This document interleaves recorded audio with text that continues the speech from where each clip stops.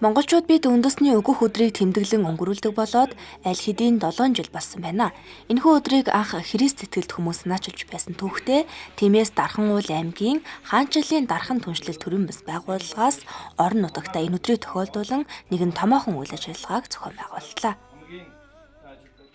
Тэгээ өгөх өдөр гэдэг маань бид нар зөвхөн ямар нэгэн материалын зүйлийг өгөхөөсөө илүүгээр бусдад одоо урмын үгийг өгөх, бусдыг тэнхрүүлэх, бусдыг босгон байгуулах, барьж байгуулах зүйлсээр бид нар бусдад ингэж урам дэм болох нь ер нь хамгийн чухал гэсэн уриалгыг бид нар явуулмаар байгаа. Бид нар энэ зүйлийг зөвхөн тухайн жилийн нэг өдөр хийгээд өнгөрөхөөсөө илүүтэйгээр бид нар бүхий л тэр хугацаануудын туршид нэг нэгэндээ дэм болж нэг нэгнийг урамшуулж, зоригжуулж альва надад илүү байгаа нэг нь дутуу байгаа нэгэндээ өгөх гэсэн энэ зарчмаар бас өдрөө хоногоор ингэж нэг нэгнээ босгох нь бидний ер нь бас уриалмаар байгаа чухал зүйл байна.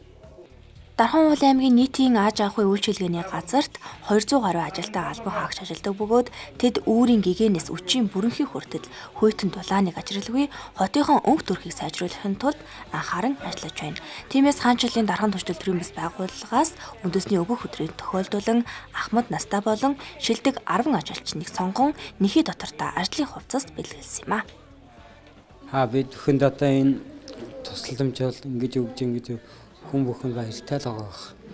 Энд маш их баярлж байна. Хадуунд нь харж хүүтэнд нь хөрж явдаг улсуудыг ингэж нэг удаа ч гэсэн тусламж үзүүлж яхад баяртай байна.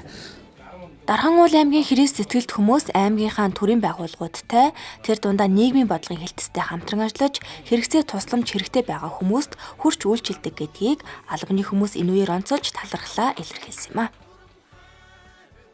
За яг сүмүүд бол биднээс яг нэг ажилчтай өвөл таарч яхад бол хаарц өгдөг, цай өгдөг, бас боо өгдөг. Ийм ажлууд бол зохион байгуулагддаг. Тэгээд зарим үед бол бэлээ өгдөг ийм асуудал байдаг. Тэгээд эднээс бол ингээл яг бидэнд туслаад байгаад биднээс бас баярлж явдаг л да. Тийм. Авхаасаа өгөх нь илүү өрөөлтөө хэмээн ариун библиэд хэлсэн байдаг. Үзэгч таач бас өгөх өдрийг тохиолдуулан өөртөө байгаа зүйлээ бусдад хуваалцаж, бусдын амьдралд гэрэл хийгээ нэмээрээ Light News мэдээллээ.